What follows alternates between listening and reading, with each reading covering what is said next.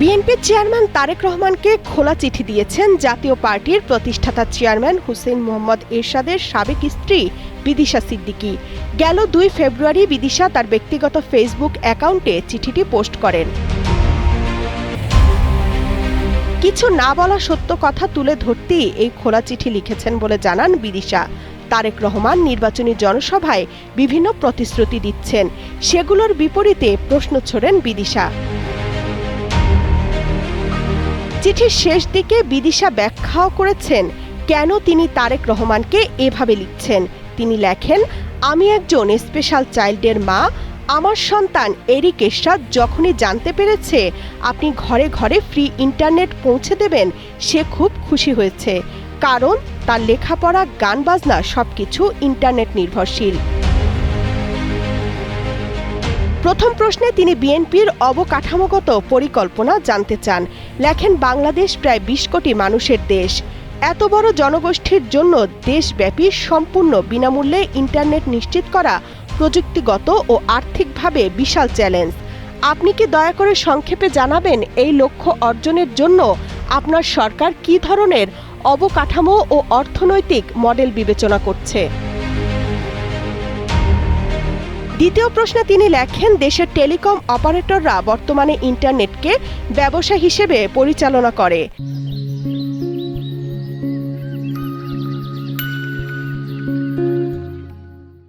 এই প্রেক্ষাপটে সরকার কিভাবে তাদের সঙ্গে সমন্বয় করবে সেটি জানার জন্য নাগরিকদের কৌতূহল রয়েছে।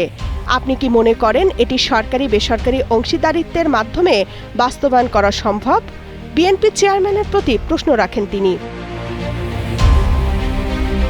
তৃতীয় প্রশ্নে বিদিশা বলেন, অনেকেই সিঙ্গাপুরের উদাহরণ দেন, তবে সিঙ্গাপুরের আয়তন, জনসংখ্যা ও অর্থনৈতিক কাঠামো বাংলাদেশের তুলনায় ভিন্ন। আপনি কোন আন্তর্জাতিক মডেলকে বাংলাদেশের জন্য সবচেয়ে উপযোগী মনে করেন তা জানলে জনগণ আপনার দৃষ্টিভঙ্গি ভালোভাবে বুঝতে পারবে।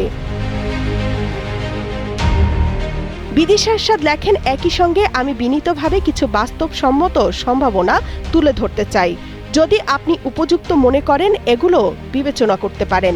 সারা দেশে পাবলিক ফ্রি ওয়াইফাই জোন সম্প্রসারণ, নিম্ন আয়ের পরিবারের জন্য স্বল্প মূল্যে দ্রুত ইন্টারনেট, গ্রামাঞ্চলে শক্তিশালী নেটওয়ার্ক বিস্তার, শিক্ষার্থীদের জন্য বিশেষ ইন্টারনেট সুবিধা প্রদান। বিদিশা এরশাদ আরও লেখেন, জনাব তারেক রহমান, আপনার প্রতিশ্রুতি মানুষের মনে প্রত্যাশা জাগিয়েছে, এটি সত্য। সেই প্রত্যাশাকে বাস্তবে রূপ দিতে আপনার পরিকল্পনার স্বচ্ছ রূপরেখা জাতির সামনে তুলে ধরলে তা আরও বেশি আস্থা তৈরি করবে বলে আমি বিশ্বাস করি। শ্রদ্ধাসহ একজন সচেতন নাগরিক বিদিশা এরশাদ, এরিক এরশাদের মা। এইভাবেই চিঠি শেষ করেছেন বিদিশা এরশাদ। তামান্না তাহসিন খান, কালের কণ্ঠ।